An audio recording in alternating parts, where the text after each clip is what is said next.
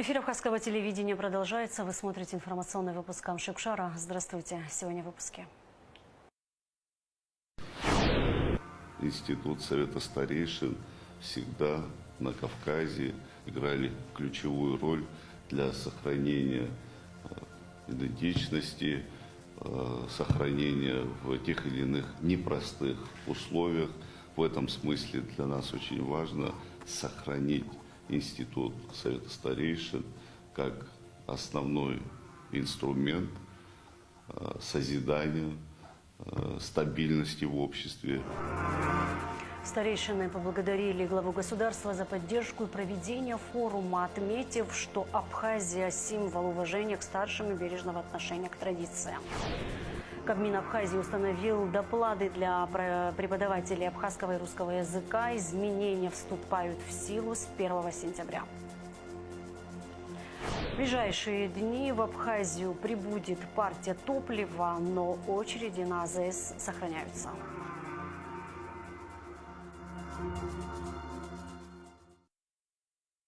Представители Совета Старейшин из Адыгеи, Северной Осетии, Дагестана, Кыргызстана в гостях у главы государства. Бадра Гунба встретился с участниками форума Совета Старейшин коренных народов Евразии, который прошел в Сухуме 19 августа. Во встрече принял участие вице-президент Беслан Бигвава. Подробности встречи в материале Ирины Ашба. У президента Абхазии сегодня уважаемые гости, представители Совета Старейшин из Адыгеи, Северной Осетии, Дагестана, Кыргызстана. На Кавказе Совет Старейшин издревле играл ключевую роль в разрешении сложнейших вопросов. Мудрые старшие выносили справедливые решения, улаживая конфликты между гражданами, родами и этническими группами, не склоняясь ни к одной из сторон. Их решения служили оплотом мира и согласия в обществе.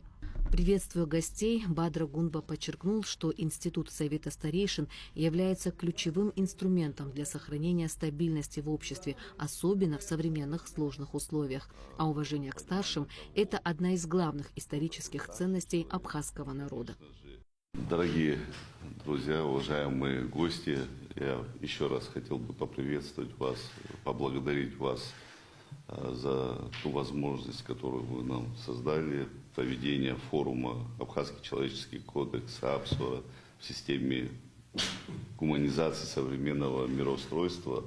Это действительно очень важная тематика в современных условиях жизнедеятельности наших народов, наших государств.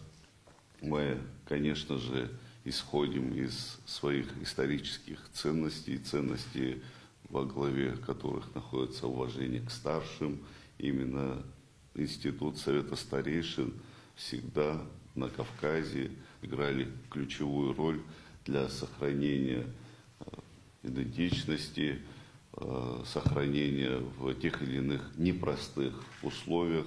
В этом смысле для нас очень важно сохранить Институт Совета Старейшин как основной инструмент созидания стабильности в обществе. Вы совершенно правильно и справедливо отметили, что именно эти ценности нам позволяют в современных, тяжелых, непростых условиях сохраниться и выстраивать свои отношения, в том числе между народами. Мы придаем значение тому событию, которое прошел буквально у нас на днях, этому форуму. Обязательно ознакомимся с выводами форума. Для нас очень важно, что Всемирный конгресс старейшин принял решение, включить в состав своих абхазских коллег. Это совершенно новый уровень взаимоотношений, это новый этап взаимоотношений, который мы обязательно будем поддерживать. Я рад тому, что в рамках этого форума в Абхазии побывали представители как народов России, так и представители стран, которые для нас являются близкими, представители стран, в которые в какое-то время мы жили вместе в одной стране. Также присоединились представители стран Европы. Это тоже уникальное, можно, событие. Мы должны сохранять эту теплоту взаимоотношений, взаимодействовать более плотно на сохранение мира, стабильности, национальной и религиозной терпимости. Вы правильно отметили, что Абхазия всегда отличалась именно этими качествами. Народы, проживающие на территории Абхазии, всегда жили в мире, в созидании, в благополучии. И мы этим, конечно же, дорожим. Предложения, которые прозвучали, мы их приняли. Слова благодарности за организацию излишни, потому как мы, уже более молодое поколение, должны чтить и уважать свои традиции. А когда говорим мы про традиции, в первую очередь это уважение к старшему. И в этом смысле мы понимаем свою роль и при этом понимаем свою ответственность. Еще раз позвольте вас поприветствовать, поблагодарить за ту возможность, которую вы предоставили нам, с радушием встретить вас, и благодарность за решение, которое вы приняли о включении в Всемирный конгресс старейшин. Спасибо вам огромное. Вице-президент Беслан Бигвава подчеркнул важность сохранения национальных традиций и обычаев, а также единства как ключевого фактора, способствующего сохранению идентичности народа. Аполлон Несторович, вам большое спасибо за то, что вы были одним из инициаторов организации этого форума. Здесь, как президент правильно отметил, этот институт необходим для того, чтобы сохранить наши традиции, наши обычаи, воспитание молодежи. Вам всем большое спасибо. И здесь было правильно отмечено, что в единстве наша сила. Председатель Совета старейшин Абхазии Аполлон Дума, старейшины из Адыгеи, Северной Осетии, Дагестана, Кыргызстана поблагодарили Бадру Гунба за поддержку, которую он оказывал в организации масштабного мероприятия, выразили признательность за гостеприимство и отметили значимость того, что такой важный форум был проведен в Абхазии, где особо почитают старших и бережно хранят традиции и духовное наследие. Мои друзья сказали от имени нашего форума и в дальнейшем Бадру Зурабовичу рядом будем стоять, и все во всех отношениях они так говорят, и я им огромное спасибо сказал за это. Несомненно, я хотел предложить, что надо движение форумов продвигать. И Абхазия – это прекрасное место для проведения форумов. Это уникальный регион с прекрасной культурой, с прекрасными традициями и удивительной природой. Мне бы хотелось сегодня, так сказать, в составе той, организации старейшин, чтобы она приобрела именно тот статус, на который рассчитывает. Потому что на Кавказе старейшины – это особый статус людей, кого уважают все. И поскольку здесь эта организация формируется, я предложил, поскольку это Абхазия, то она должна иметь свое место. А раз место, то место без здания не бывает. Вы нас удивили, так тепло нас приняли, что это все заслуга руководителя. Независимо от того, на каком языке мы разговариваем, мы при одном взгляде, с полуслова, мы друг друга воспринимаем как своих. Фазиль Искандер, Расул Гамзатов, Чингиз Айтматов. Это же три величины, глыбы мирового масштаба. Это уже достаточно степень нашей сплоченности, степень нашего единения. И я бы хотел завершить: наша сила только в единстве, в братстве. Учитывая нынешнюю геополитическую ситуацию, мы должны придерживаться рука об руку, плечо об плечо и развиваться и только вперед. Форум Совета старейшин коренных народов Евразии проходил в Сухуме с 18 по 20 августа. Участники обсудили абхазский национальный канон Апсора в системе гуманизации современного миропорядка. Ирина Аршба, Абхазское телевидение. С 1 сентября ежемесячные доплаты к ставкам и окладам учителей и преподавателей абхазского языка и литературы составят 6 тысяч рублей. Преподавателям русского языка и литературы 5 тысяч. Увеличены ставки и за классное руководство. Постановление принято правительством на очередном заседании. Также Кабмин продлил временные меры по регулированию топливного рынка и рассмотрел другие важные вопросы. Подробности заседания в материале Гундышова. С 1 сентября 2025 года в Абхазии вступят в силу новые меры поддержки педагогов. Кабинет министров установил ежемесячные доплаты учителям абхазского языка и литературы в размере 6 тысяч рублей, что коснется 760 специалистов. Преподаватели русского языка и литературы получат ежемесячную надбавку в 5 тысяч рублей. Эта мера затронет 762 педагога. Увеличены ставки и за классное руководство. Прибавка к заработной плате составит 1800 рублей. Мы считаем утратившим силу постановление 2011 года. Новое постановление касается учителей, преподавателей абхазского языка и литературы общеобразовательных учреждений. Это школы, это лицеи-интернаты, это школы-интернаты, которые подведомственны Министерству просвещения. Министерство юстиции Абхазии и Южной Осетии подпишут соглашение о сотрудничестве. Также республики заключат еще одно соглашение о торговле товарами, предусматривающее отмену таможенных пошлин в ряде случаев. Кабинет министров Абхазии одобрил подписание межправительственного соглашения. Ожидается, что оно простимулирует товарооборот между двумя республиками. Аналогичное соглашение у Республики Абхазия подписано с Российской Федерацией в 2012 году. Одной из ключевых особенностей таких соглашений является освобождение от уплаты таможенных пошлин. В отдельных случаях при вывозе товара с территории одной страны на территорию другой страны, в отдельных случаях при ввозе.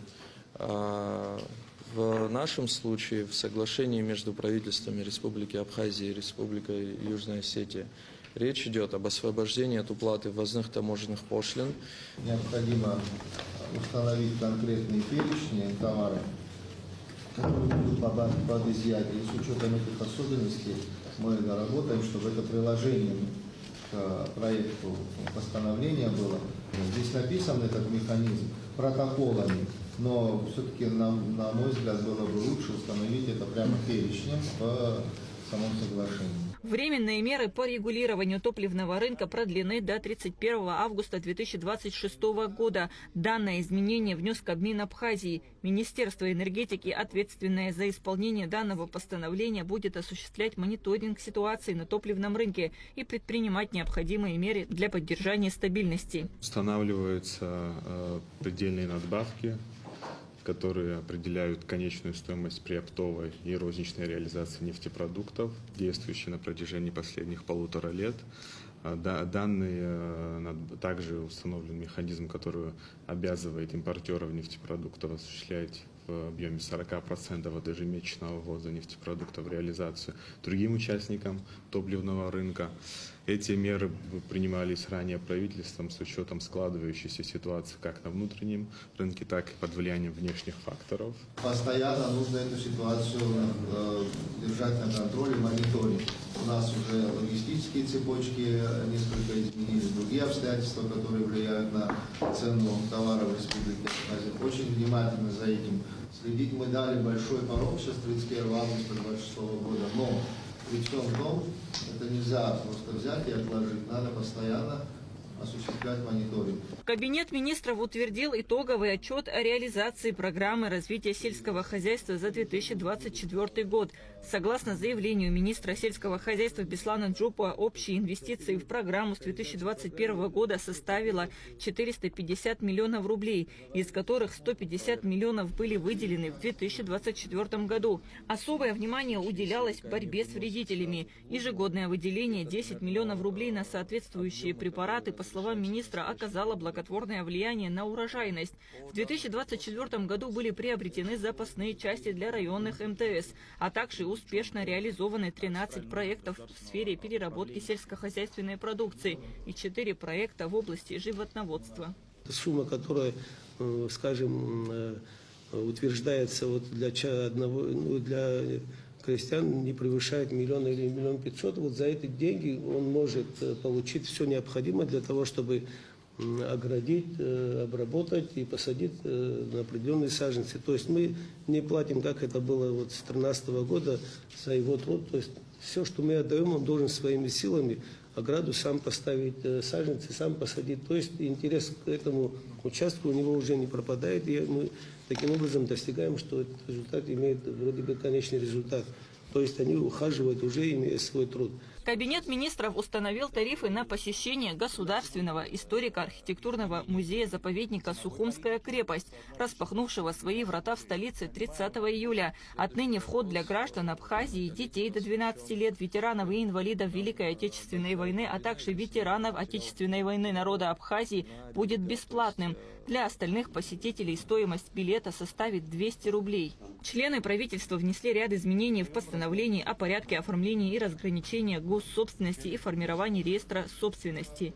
Кунда Шоу, Рамо Камке, Абхазское телевидение. Надбавки к заработным платам учителям русского и абхазского языка направлены на поддержку престижа профессии филолога и привлечение в школы молодых специалистов. Премьер-министр Владимир Дылба подчеркнул значимость принятого решения. На сегодняшнем заседании Кабинета министров было принято постановление об установлении размера доплат учителям абхазского языка и литературы, соответственно, учителям русского языка и литературы в общеобразовательных учреждениях. Такое решение было принято в соответствии с поручением президента об установлении новых размеров доплат. Увеличен размер доплат учителям абхазского языка с 1000 рублей до 6000 рублей, то есть на 5000 рублей. В соответствии с также достигнутыми договоренностями между президентом Республики Абхазия и руководством Российской Федерации, в соответствии с решением президента Российской Федерации выделены дополнительные средства в качестве оказания финансовой помощи Республике Абхазия на выплату доплат учителям русского языка. В соответствии с поручением президента Республики Абхазия сегодня на заседании также было принято постановление правительства об увеличении размера доплат педагогам, осуществляющим классное руководство. Действующий размер доплат составлял 800 рублей. В соответствии с сегодняшним решением этот размер увеличивается на 1000 рублей. Соответственно, доплаты с 1 сентября 2025 года будут составлять ежемесячные в размере 1800 рублей. Основной целью государственной поддержки учителей это, разумеется, усиление заинтересованности в повышении качества образовательного процесса, повышение престижности профессии педагога.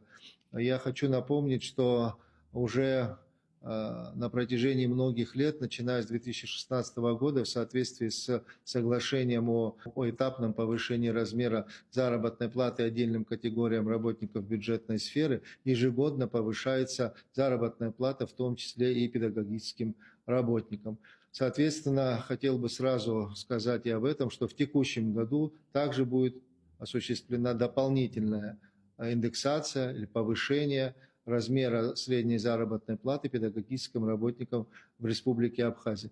Таким образом, государство осуществляет меры поддержки в социальной сфере путем предоставления различных стимулирующих выплат, повышения надбавок, размеров должностных окладов в социальной сфере.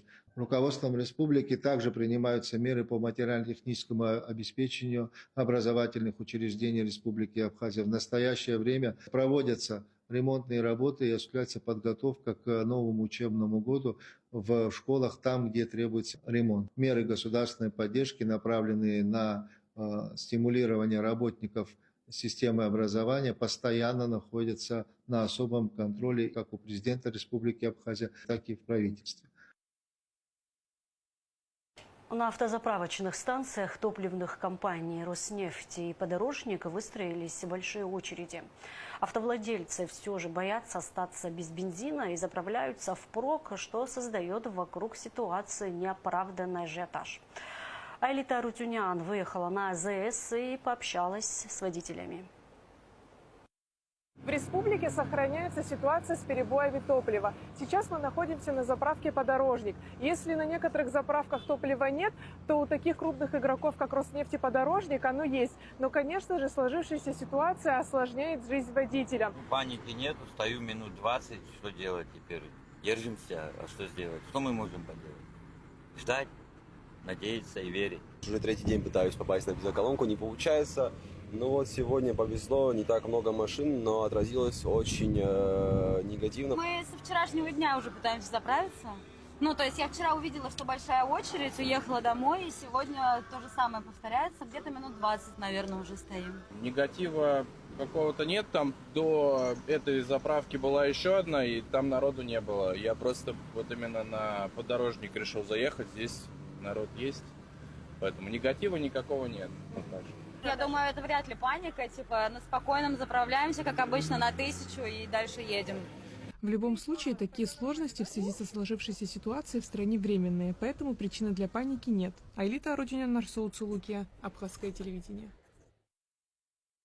Впервые за 17 лет США отказались поддержать традиционное совместное заявление западных стран в Совете Безопасности ООН, посвященное событиям августа 2008 года, в котором поддерживается территориальная целостность Грузии и осуждается российское военное присутствие в Абхазии и Южной Осетии.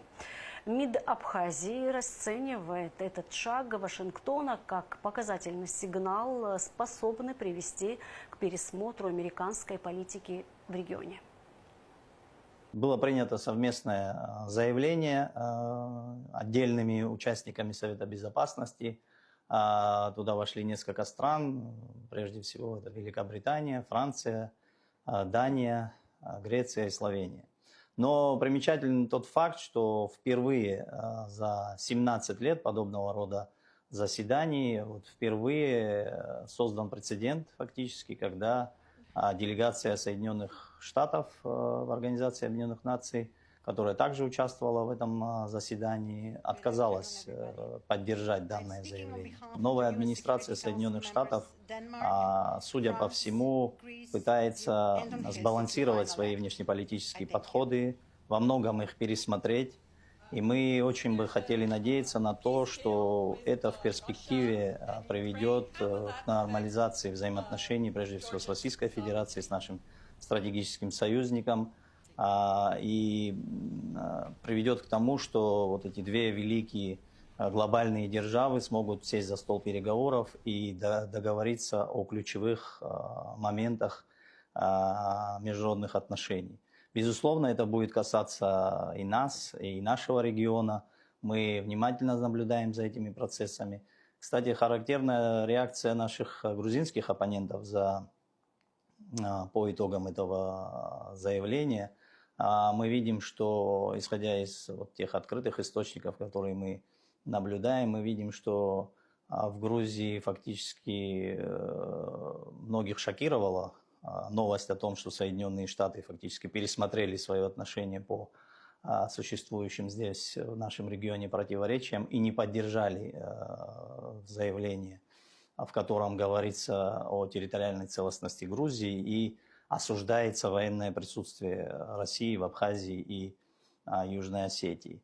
Мы надеемся, еще раз повторю, на то, что вот это поэтапное изменение политики таких крупных глобальных стран, как Соединенные Штаты, приведет к тому, что появится возможность для нормализации отношений с Россией, и это даст всем нам импульс к тому, чтобы ситуация стабилизировалась не только в мире, но и в нашем регионе.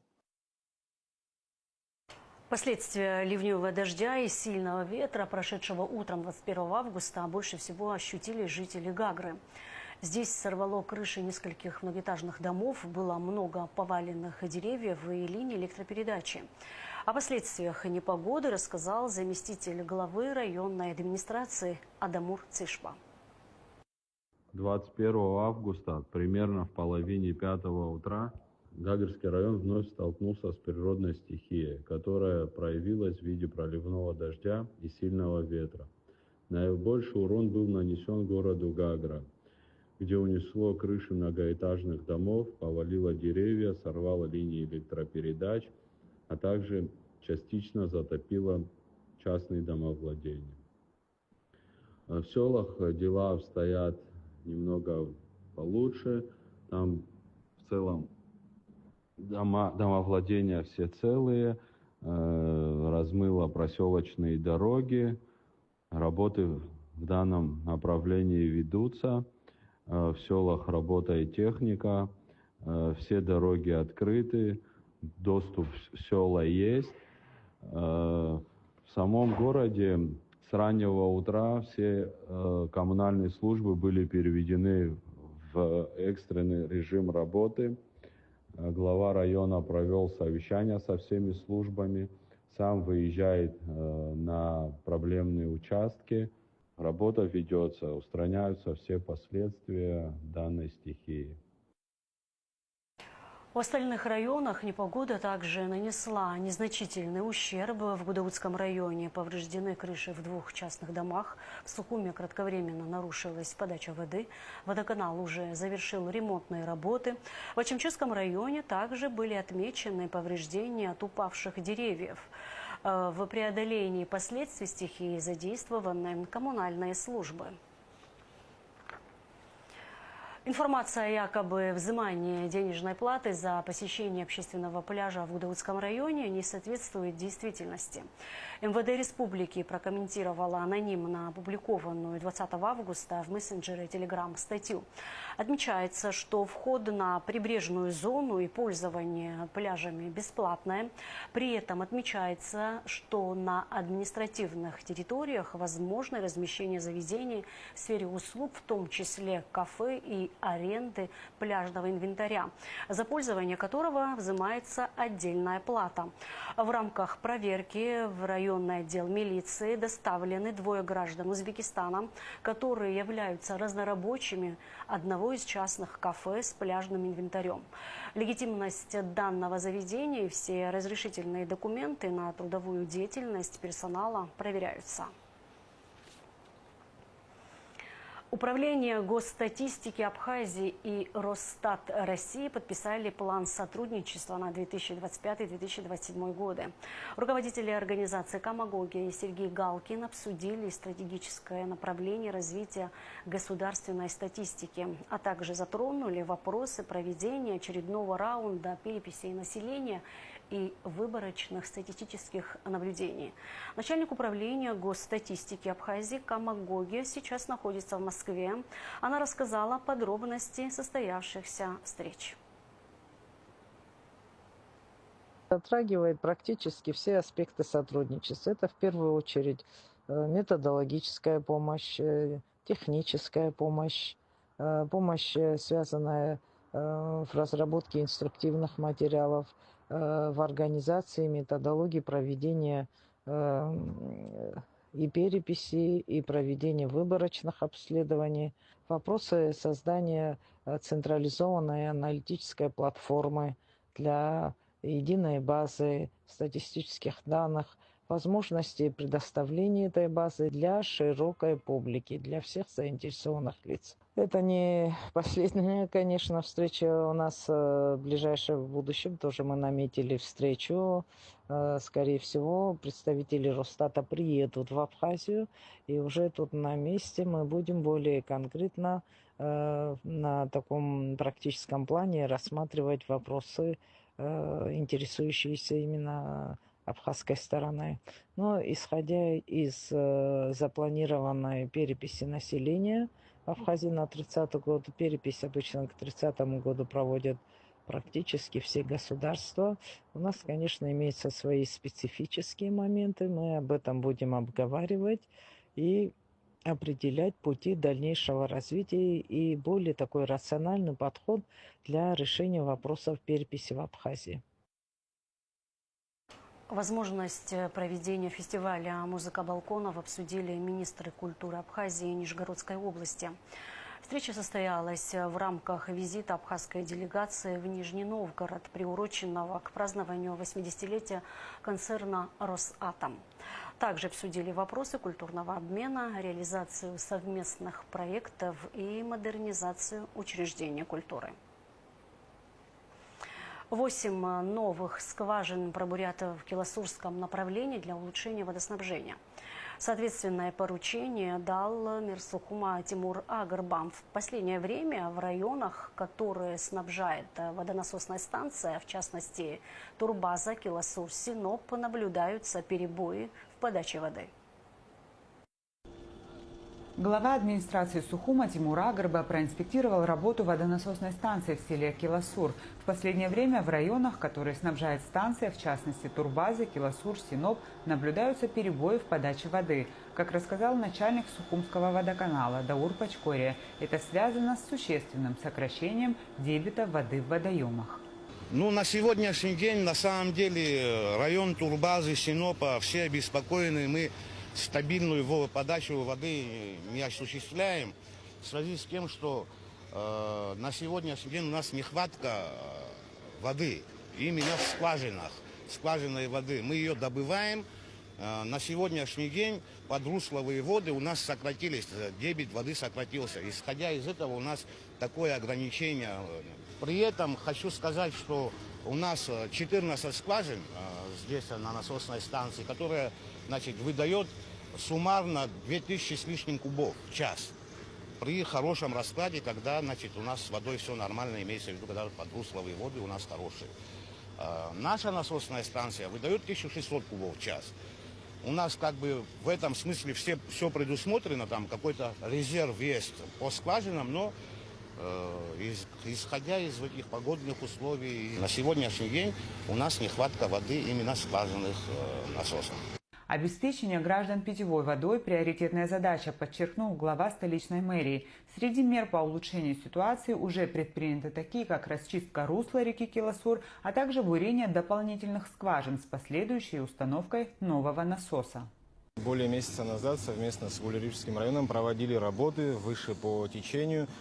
Перебрасывали русло для того, чтобы больше дебит воды поступал на нашу насосную станцию. Но, по всей видимости, этих мер недостаточно, потому что проблемы с водоснабжением остаются. В связи с чем принято решение пробурить дополнительно 8 скважин. Работы уже начались, и с завершением этих работ и с установкой нового насоса, который мы заказали, мы надеемся, что проблему с водоснабжением мы решим. Я думаю, в течение 10 дней ситуация изменится. Пробурена одна уже скважина, будем монтаж скважины производить на этой неделе, в конце этой недели.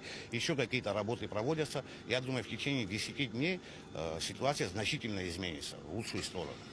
Кроме того, руководитель Сухумской администрации отметил, что в мэрии разрабатывают комплексный подход по обновлению всей системы водоснабжения. Это обусловлено как фактором роста числа потребителей, так и тем, что имеющиеся коммуникации повсеместно устарели. В связи с тем, что есть определенные ограничения на подачу воды, приносим свои извинения населению. И хотелось бы подчеркнуть, что мы в данном направлении двигаемся, работаем, проводим, могу сказать, уже началась модернизация вообще насосной станции. Эти работы мы и в следующем году намерены продолжить. Заказали новый насос, бурим скважины. И надеюсь, что эта проблема в ближайшее время будет решена. Специалисты уверены, что бурение 8 дополнительных скважин поможет снять имеющиеся проблемы с обеспечением граждан питьевой водой. Ремонтные работы планируют завершить в течение 10 дней. Современный дизайн и максимальный комфорт для клиентов. Мобильный оператор Амобайл открыл в Сухуме новый офис. Вместе с этим компания запускает революционную технологию, обещающую сверхбыстрый интернет для абонентов. На торжественной церемонии открытия была Шазима Ханагуа. В лучах теплого сухумского солнца, под музыку и тихий гул бесед, новый офис Амобайл торжественно распахнул двери. Звон бокалов, искренние улыбки гостей и мерцание экранов смартфонов создавали ощущение начала новой эры быстрой и надежной связи. Под аплодисменты заветную ленту перерезали заместитель генерального директора компании Амобайл Арсул Хашба и руководитель отдела управления торговой сетью Нелли Столбовская.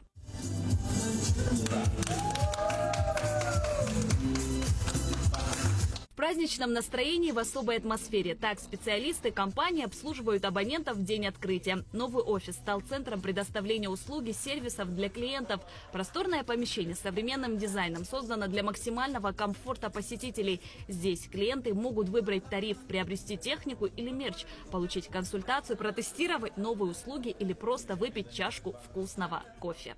Мы движемся в направлении повышения удобства для наших абонентов, чтобы в городе можно было, находясь в любой его локации, быстро дойти до офиса, осуществить покупку сим-карт, пополнить баланс. В партнерстве с Универсалбанком мы оказываем услуги по денежным переводам в офисах обслуживания абонентов. Это удобно, потому что мы смогли предоставить короткий доступ для людей, для которых не всегда есть доступ к банковским услугам. Денежные переводы можно осуществить практически во все страны СНГ. И наибольший трафик у нас идет, конечно, в Российскую Федерацию. Это 15-й офис в республике, а в городе Сухум 5-й. Офис не просто точка продаж, а центр, где каждый абонент получит поддержку и доступ к новым технологиям. Одновременно с открытием офиса Амобайл запускает технологию PRE 5G, которая обеспечивает значительное увеличение скорости мобильного интернета до 80% по сравнению с текущими стандартами 4G. Технология PRE 5G станет промежуточным этапом на пути к полноценной сети 5G, предлагая абонентам улучшенное качество связи для стриминга, видеозвонков и онлайн-игр. Запуск PRE 5G подчеркивает стремление Амобайл к инновациям и предоставлению передовых решений для жителей и гостей Абхазии. Компания Амобайл, как лидер мобильного интернета в Абхазии, постоянно совершенствуется по принципу ни одного дня без движения вперед. Согласно этой концепции, мы сегодня практически полностью совершили работы по предоставлению высокоскоростного доступа к мобильному интернету благодаря технологии PRE 5G. Это пока не 5G, мы еще остаемся в стандарте 4G, но мы даем такую же скорость, которую давали бы, если бы мы находились уже в технологии 4G. PRE 5G сегодня практически завершены все тесты, и я думаю, что скоро наши абоненты будут видеть скорость 100, 200, 300, 500 мегабит в секунду в тех локациях, где мы дадим PRE 5G.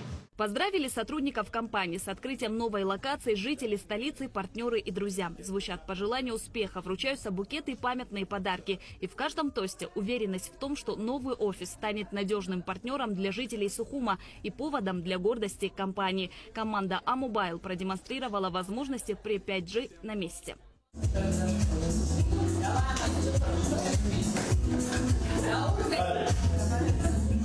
Поздравляю всех руководителей и, конечно же, пользователей сети Амобайл с открытием нового офиса на проспекте Мира, 80. Приходите, там вас всегда ждут. Амобайл приглашает всех желающих посетить новый офис на проспекте Аяйра в Сухуми и протестировать возможности сети PRE 5G. Узнайте больше на сайте Амобайл Biz и подключайтесь к будущему уже сегодня. Шазина Ханагуа, Камила Джопуа, Абхазское телевидение. А сейчас расскажем о погоде в ближайшие сутки. В пятницу, 22 августа, в Абхазии ожидается ясная, жаркая погода, без осадков. Температура воздуха ночью плюс 18-23, днем плюс 28-33, температура морской воды плюс 27 градусов.